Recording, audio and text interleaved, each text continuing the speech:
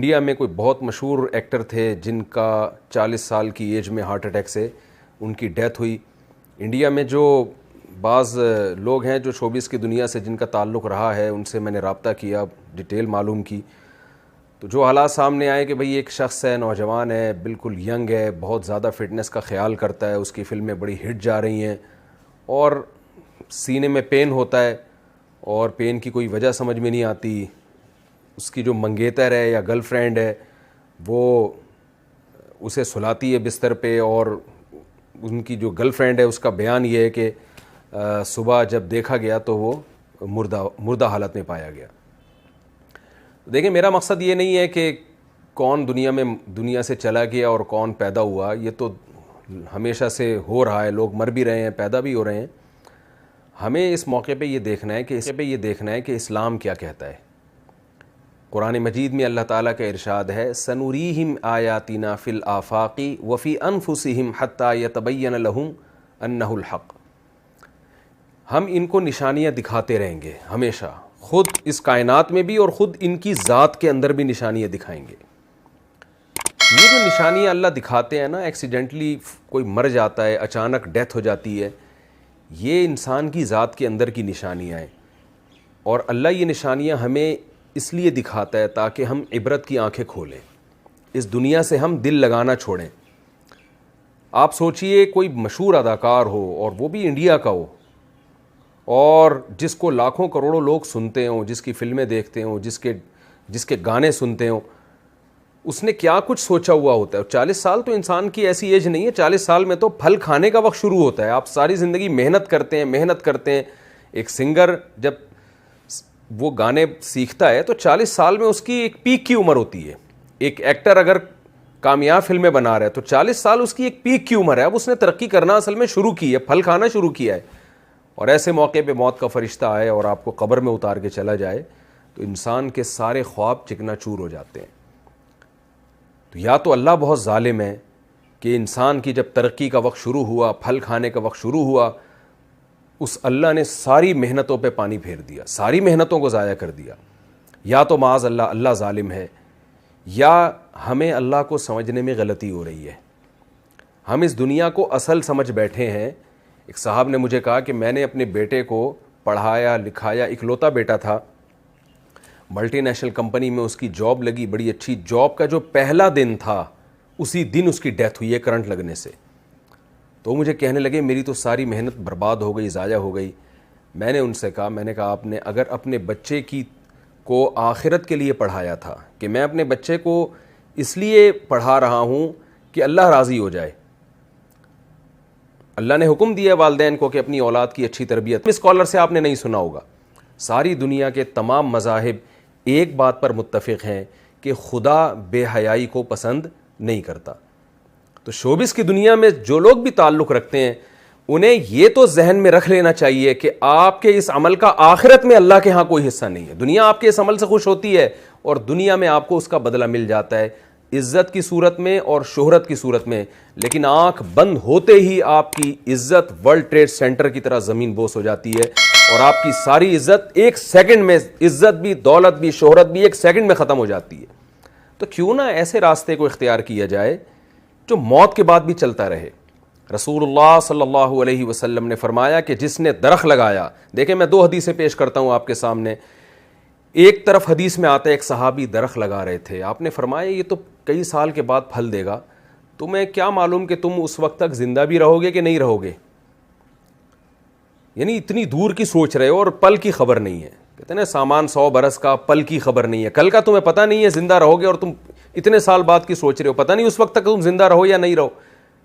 اس حدیث سے کیا پتہ چلتا ہے کہ آپ صلی اللہ علیہ وسلم جو اللہ کے میسنجر ہیں وہ درخت لگانے سے گویا روک رہے ہیں, اگر صرف یہی حدیث ہو ہمارے سامنے.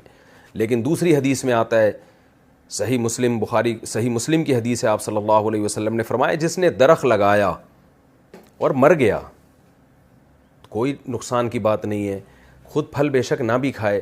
نبی نے فرمایا کہ اگر جب تک اس درخت سے پرندے اور جانور بھی فائدہ اٹھائیں گے, انسان تو دور کی بات, جب تک اس سے پرندے اور جانور فائدہ اٹھائیں گے, آپ صلی اللہ علیہ وسلم نے فرمایا درخت لگانے والے کو اس کا ثواب ملتا رہے گا. اب آپ دیکھیں ایک حدیث میں درخت سے روکا جا رہا ہے, ایک میں درخت لگانے کی ترغیب دی جا رہی ہے. فرق کیا ہے؟ نیتوں کا فرق ہے. پہلے جب آپ درخت لگا رہے تھے آپ کا مقصد انسانیت کی خدمت نہیں, صرف اپنی خواہشات کو پورا کرنا. اور جب آپ دوبارہ درخت لگا رہے ہیں تو دوسری جو حدیث میں مثال دی ہے اس میں آپ کا مقصد اپنی خواہشات بھی لیکن انسانیت کی خدمت بھی. تو انسانیت کی خدمت اور وہ خدمت جس میں اللہ کو راضی کرنا مقصد ہے, اس خدمت میں اگر آپ مر بھی جاتے ہیں کوئی غم کی بات نہیں ہے, آپ کا وہ درخت قیامت تک آپ کو اجر پہنچاتا رہے گا. درخت ایک مثال ہے, درخت سے مراد کوئی بھی خیر کا کام. تو شوبز کی دنیا سے جو لوگ وابستہ ہیں, پہلی بات تو یہ, میں اپنے آپ کو کسی سے افضل نہیں سمجھتا. میں نہیں کہتا کہ جو فلمی دنیا سے وابستہ لوگ ہیں میں ان سے زیادہ بہتر ہوں اور وہ مجھ سے کمتر ہیں, یہ تو آخرت میں ہی پتہ چلے گا. اعمال کا مدار انسان کے خاتمے پر ہوتا ہے, آخر وقت اس کا کیسا گزرتا ہے. ہم میں سے کوئی کسی کے بارے میں دعوے نہیں کر سکتا, لیکن ان واقعات سے مجھے بھی عبرت حاصل کرنی چاہیے, آپ لوگوں کو بھی, کہ یہ دنیا ہے کہ کیسے ایک شخص ترقی کی انتہا کو پہنچتا ہے اور ابھی پھل کھانے کا وقت آتا ہے لیکن موت اسے پچھاڑ دیتی ہے, موت سے کوئی نہیں لڑ سکتا اور اسے قبر کے گڑھے میں اتار دیتی ہے, اسے لکڑیوں میں جلوا دیتی ہے اور اس کا سارا کیریئر 2 منٹ کے اندر زیرو ہو جاتا ہے. تو ایسے راستے کو ہمیں اختیار کرنا چاہیے کہ جس میں موت کے بعد بھی ہمارا سلسلہ چلتا رہے. وہ راستہ ہے جس سے خدا خوش ہوتا ہے. انسان تو دیکھیں زنا سے بھی خوش ہوتا ہے, انسان تو بدکاری سے, آپ چوری کر کے لا کے کسی کو پیسے دینا شروع کر دیں, جس کو آپ دیں گے وہ خوش ہوگا اس سے. لیکن برائی کو کبھی بھی معاشرے میں اس کی حوصلہ افزائی نہیں کی جا سکتی کہ لوگ اس سے خوش ہو رہے ہیں. آپ شراب کی دکانیں بند کر دیں, بہت سے لوگ ناراض ہوں گے آپ سے, لیکن خدا خوش ہوگا. تو ہمیں سب سے پہلے یہ دیکھنا ہے کہ خدا کن کاموں سے خوش ہوتا ہے. خدا کے کسی سے مفاد نہیں ہے, لہذا خدا انہی کاموں سے خوش ہوتا ہے جس میں انسانیت کا مفاد ہو.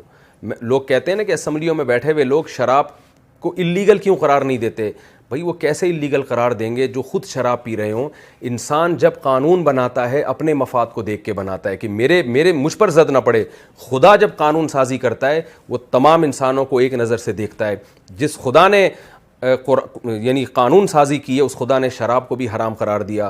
اس خدا نے کہا ان اللہ لا یامر بالفحشاء, وہ بے حیائی کو پسند نہیں کرتا, کیونکہ بے حیائی میں ہمارا خاندانی نظام تباہ و برباد ہوتا ہے. عورت کو لوگ بیوی بنا کے عزت کے ساتھ گھر لانے کے لیے تیار نہیں ہوتے, گرل فرینڈ بناتے ہیں, اس سے اپنی خواہش پوری کرتے ہیں, اور جب وہ استعمال کے قابل نہ رہے تو ٹیشو پیپر کی طرح اس کو نظر انداز کر دیا جاتا ہے, پھینک دیا جاتا ہے. تو اس میں عورت کا استحصال ہے. اور جب بے حیائی معاشرے میں نہیں ہوتی تو مرد عورت کو عزت کے ساتھ بیوی بنا کے لے کر آتا ہے, اس کے حقوق ادا کرتا ہے. شوبز کی دنیا سے جو وابستہ لوگ ہیں اور جس طرح سے ہمارے معاشرے میں ڈراموں اور فلموں کو فروغ دیا جا رہا ہے, اس سے معاشرے میں بے حیائی پھیل رہی ہے, اس سے معاشرے میں خیر نہیں پھیل رہی, اس سے فیملی سسٹم, خاندانی نظام تباہ و برباد ہو رہا ہے.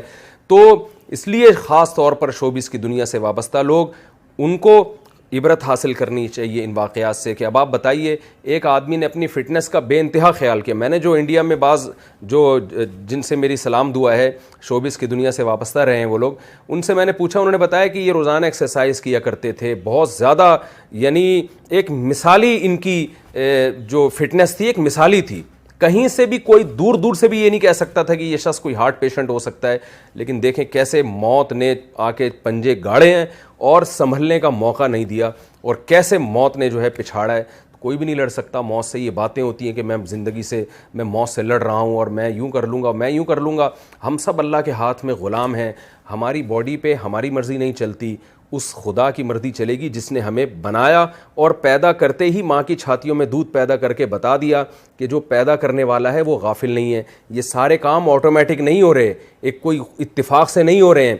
ادھر بچہ پیدا ہوتا ہے, ادھر ماں کی چھاتیوں میں دودھ آتا ہے. یہ اس کی علامت ہے. دیکھیں پہلے ماں روٹی کھا رہی ہے, کچھ نہیں بن رہا, خون بن رہا ہے. جیسے ہی بچہ پیدا ہوا روٹی کھانے سے دودھ بننا شروع ہو گیا. تو یہ اس کی علامت ہے کوئی ہے پیدا کرنے والا, وہ غافل نہیں ہے تم سے. تو ہمیں اس کی طرف توجہ کرنے کی ضرورت ہے, چاہے شوبز کی دنیا سے وابستہ لوگ ہوں یا اس کے علاوہ بھی. مجھے اس موقع پر عبرت حاصل کرنی چاہیے کہ میں خدا کو راضی کرنے کے لیے کیا کر رہا ہوں.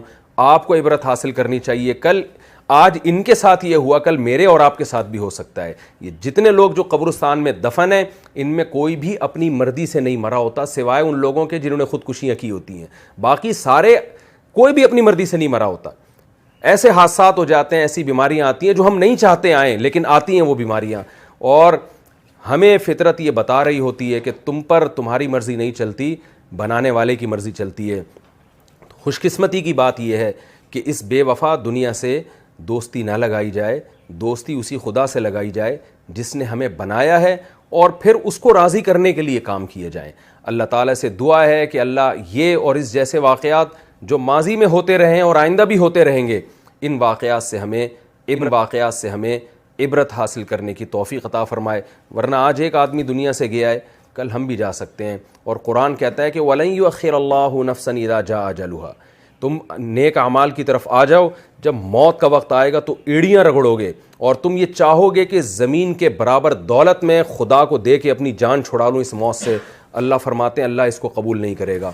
موت سے پہلے اللہ کا دروازہ کھلا ہوا ہے، موت کے بعد ہمیں مہلت نہیں ملے گی۔ اللہ تعالی ہمیں سمجھنے کی، عمل کی توفیق عطا فرمائے۔